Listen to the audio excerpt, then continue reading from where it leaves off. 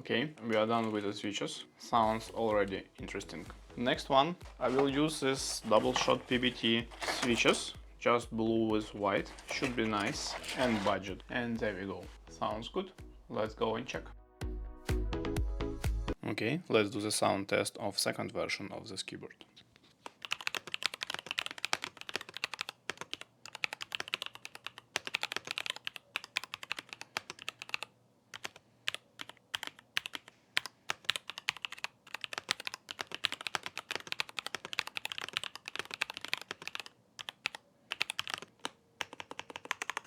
Sounds amazing.